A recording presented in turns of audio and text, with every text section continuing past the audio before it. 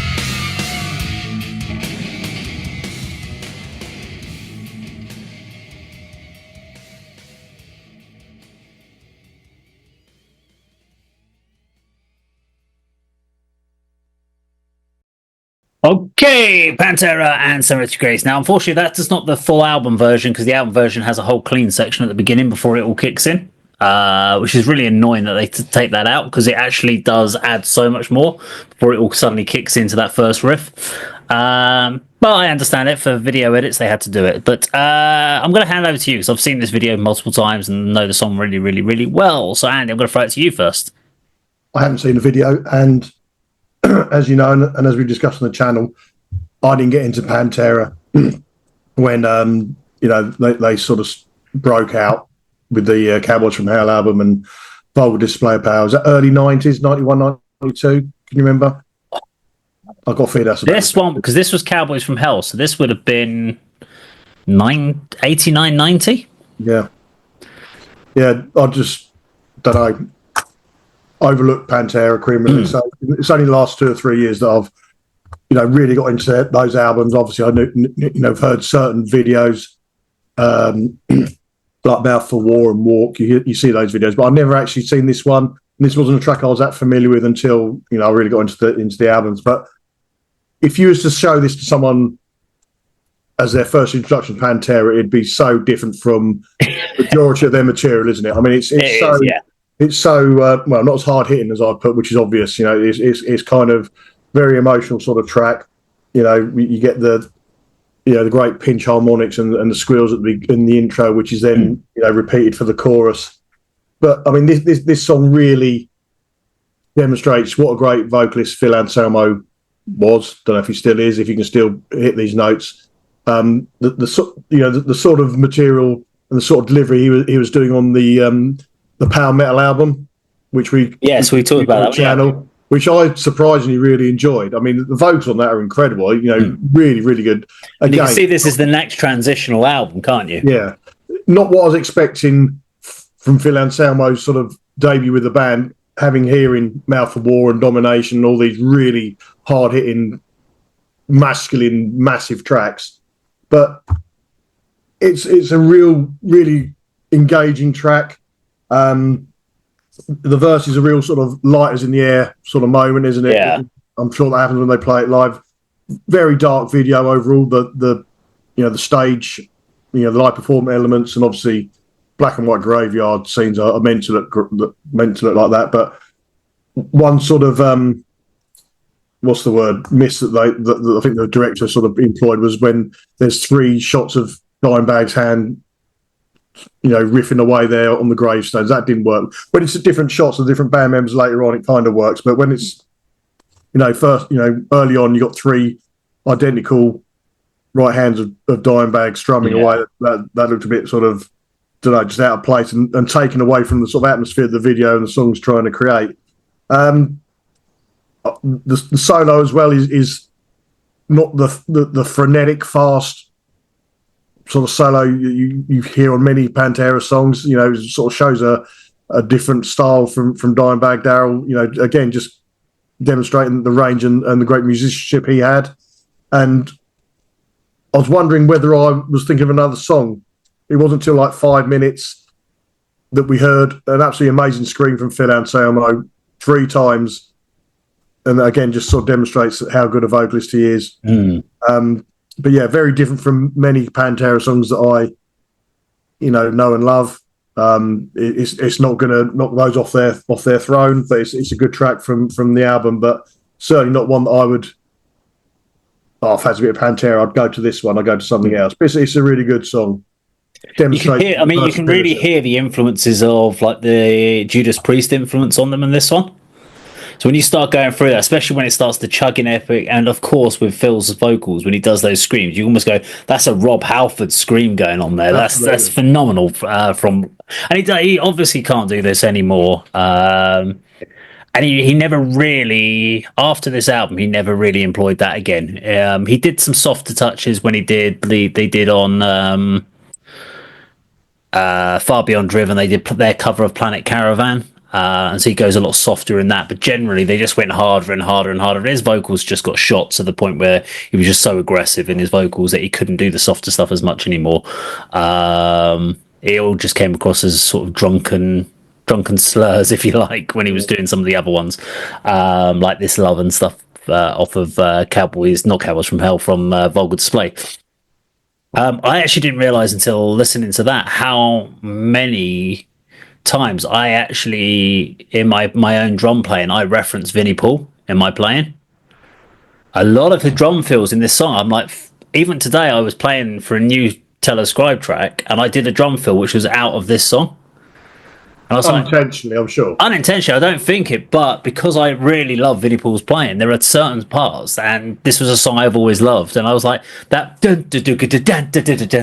bit where he does that transition into the solo, I was like, I use that exact same drum fill on to go out of a chorus into a main riff on a new telescribe thing. I was like, oh crap, I don't even realize that I use these drum fills, and I'm like, but I've always said Vinnie Paul is one of my inspirations as a drummer. I've always loved his groove and the way he swings on his drums. So it's a natural transition from the power metal album into this. But the look of the band from power metal to this was a drastic change. They kind of dropped all the glam look, all the cheesiness, and they just went raw.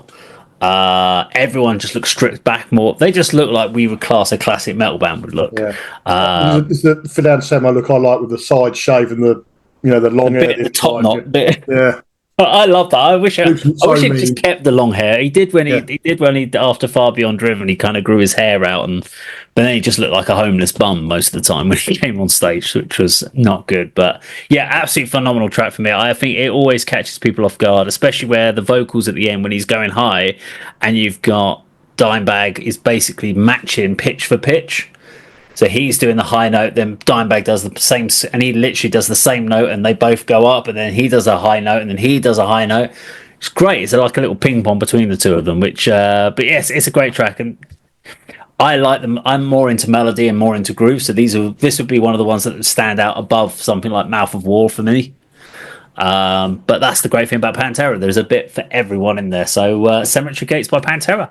Let us know what you think in the comments down below. If you enjoyed the video today, please do like, share and subscribe. If you didn't like the video, well, okay. And we'll see you on the video. Take care.